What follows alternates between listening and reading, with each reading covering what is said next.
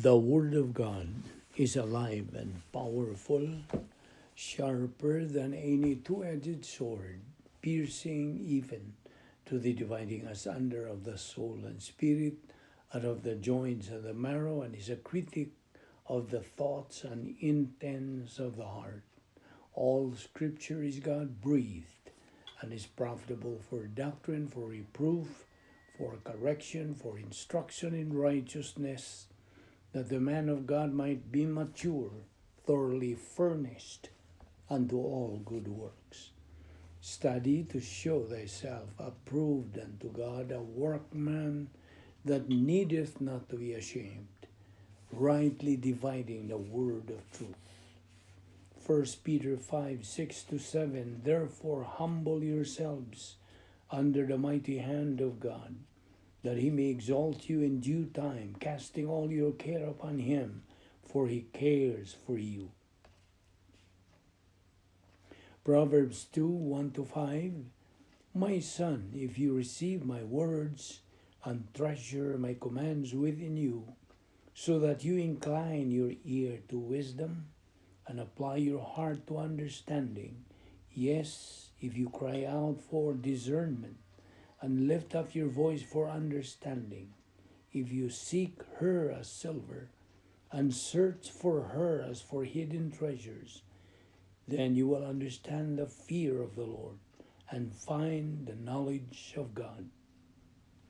Deuteronomy 31:6, Be strong and of good courage. Do not fear, nor be afraid of them. For the Lord your God, He is the one who goes with you. He will not leave you, nor forsake you. Psalm 18:1-3, I will love you, O Lord, my strength. The Lord is my rock and my fortress and my deliverer. My God, my strength, in whom I will trust. My shield and the horn of my salvation, my stronghold. I will call upon the Lord, who is worthy to be praised. So shall I be saved from my enemies. James 4:7-8, Therefore submit to God, resist the devil, and he will flee from you. Draw near to God, and he will draw near to you. Cleanse your hands, you sinners, and purify your hearts, you double-minded. Proverbs 2:10-12, When wisdom enters your heart and knowledge is pleasant to your soul, discretion will preserve you, understanding will keep you, to deliver you from the way of evil, from the man who speaks perverse things.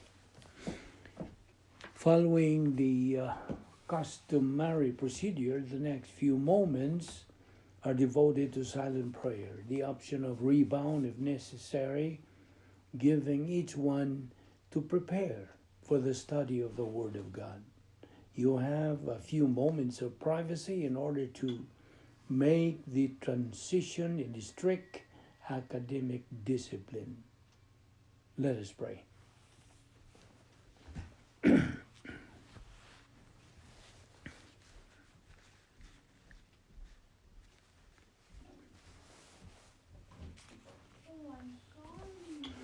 Let us pray. We consider it a privilege, Heavenly Father, to have this opportunity of fellowshipping with Thee in the Word.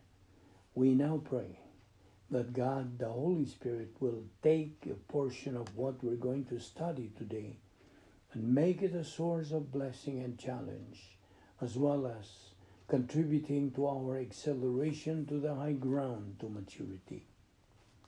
We know that without this, we have no real purpose to remain in this life unless we attain that maturity, since we have been given the logistical support of grace on which to do so. And therefore, may we fulfill that objective as we persist in our assimilation of the Word of God. We ask all this in Christ's name.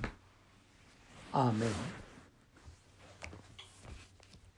Welcome to everybody, especially our subscribers, our fellow believers. Welcome each and every one of you. We have a new topic today, and this is about the Bible. So, the title of our discussion today is the Bible. First of all, the Bible is the instruction manual of every believer's life on earth. The very compass that every believer needs in his pursuit in life. The modern manna with which to feed every believer's soul. The battle manual for every soldier of Christ, for a believer.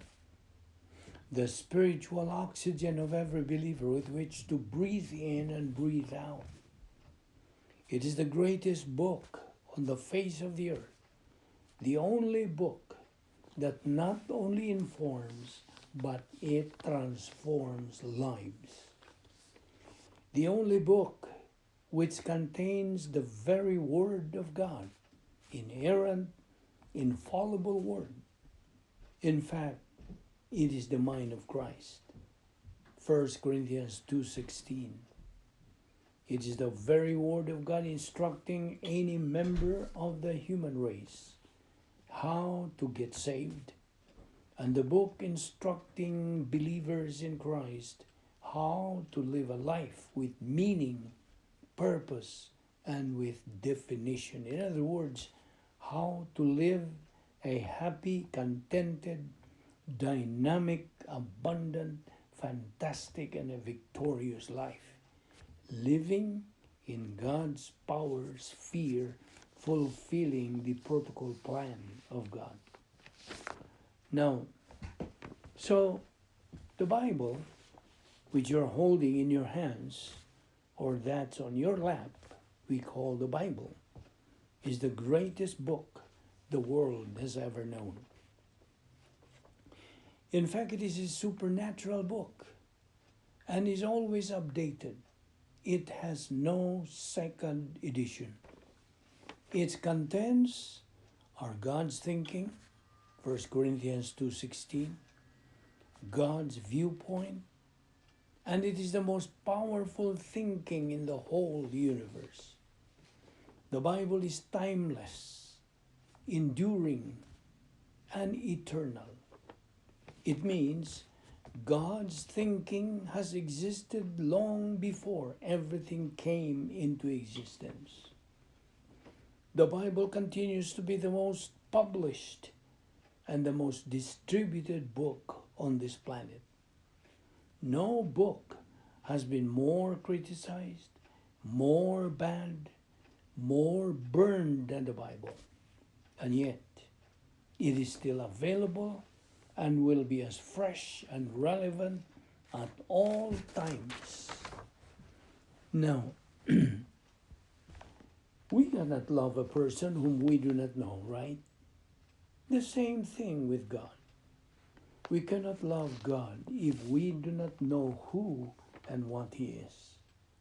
Now, there is only one way to know God, His person, His character, His essence, and that is to study and learn, believe, and apply the Word of God contained in the book called the Bible. In this very age in which we live, which is the church age, every believer is provided by God the Father, meaning God the Holy Spirit, who is the author of the Bible, a right pastor, teacher, who has the gift to teach through God the Holy Spirit's ministry, so he can be properly guided and instructed in his spiritual growth.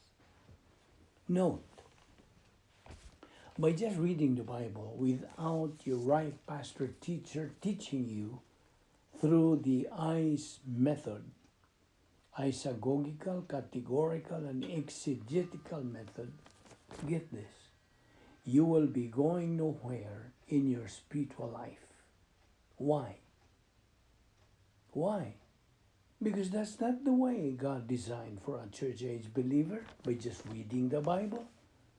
In fact, the tendency for a believer who just reads the Bible without the guidance of a spirit-filled pastor teacher is that he will end up interpreting the Word of God in human viewpoint. Thus, that believer will wind up applying the know-it-yourself kit in his spiritual life. Worst, he's going to end up being a legalistic believer. In short, he becomes a loser believer because he will now become an arrogant, self-righteous believer, a loser believer, miserable believer. Here's a question. Can you afford to become a loser believer? Remember, a loser believer is just wasting his time. Question, can you afford to waste your time? But for a believer who is plugged into this categorical study of the Word of God through the eyes method, this is grace.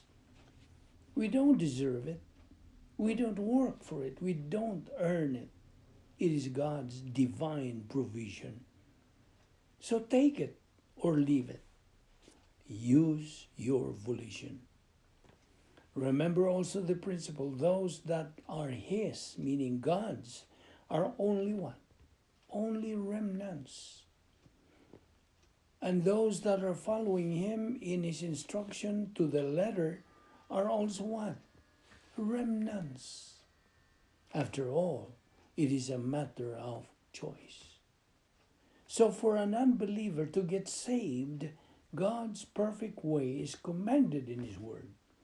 Believe on the Lord Jesus Christ, and thou shalt be saved. Acts 16:31. He who believes in the Son has life. He who does not believe in the Son does not have life, but the wrath of God abides on him. John 3:36. God so loved the world that He gave His only begotten Son, that whosoever believeth in Him shall not perish but have everlasting life. That is God's perfect way to go to heaven. There's absolutely no other way. Faith alone in Christ alone. That is God's way of salvation. Now, for a believer to fulfill God's plan, purpose, and will for his life, he is supposed to study Bible doctrine. God's design for a believer is for that believer to be always in fellowship with God. How? By using the principle of 1 John 1:9, the rebound technique, so he can get back into fellowship with God and be controlled by God the Holy Spirit. So God's perfect design for every believer is for that believer to apply the keyword SLBA. Study, learn, believe, apply the Word of God. If a believer professes to love the Lord Jesus Christ, then he's supposed to study God's Word. Why? The answer is because there is absolutely no way we can separate Christ, who is the living Word, from the written Word, the Bible, or vice versa. Why? The answer is it's because Christ and the Bible are one and the same.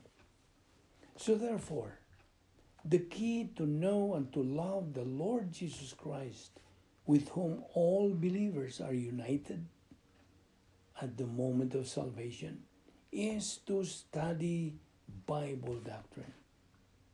First of all, knowing God's Word in the Bible through a gifted pastor teacher. The Bible in John 14:6 says, I am the way, the truth, and the life. No one comes to the Father but by me. This statement comes directly from the lips of our Lord Jesus Christ. Therefore, Christ is the only way to follow, the only truth to believe in, and the only life to live. And outside of him, there is no other way, no other truth, and no other life. Every person on earth is given a stimulus for him to respond, but God controls the result. We need to receive him as our Lord and Savior because he is the greatest and most precious gift of all that God offers to every human being. Our Lord Jesus Christ is the only mediator between man and God, as what 1 Timothy 2:5 says, "For there is one God and one mediator between God and men, the man, Christ Jesus." The Bible says in Acts 4:12, "Salvation is found in no one else, for there is no other name given to men by which we must be saved." Christ is the expression of God's immeasurable and unfathomable love for man. So God says in Acts 16:31, "Believe on the Lord Jesus Christ, and thou shalt be saved." John 3:36, "He who believes in the Son has eternal life, but he who does not believe the Son shall not see life, but the wrath of God abideth on him." Therefore, once we learn and apply the Word of God in our life, life becomes fabulous, fantastic, and exciting. This time with a purpose, with meaning, and with definition. So the very key to a successful, victorious Christian life is for a believer to have virtue love. That virtue, which is the byproduct of his knowledge of Bible truths being applied to his life. God says to every believer to prioritize him and his word, and God guarantees to take care of the rest, since God keeps his word. Let us pray. We are grateful, Heavenly Father, for the wonderful privilege of examining these things together, which are so important, the mechanics of which do really help us understand grace, and will be able to dissort all of the legalism out of grace, so that by that separation we can advance with acceleration to the point of maturity, for we glorify Thee. May God the Holy Spirit then challenge us to persist in our study, for we ask this in Christ's name. Amen.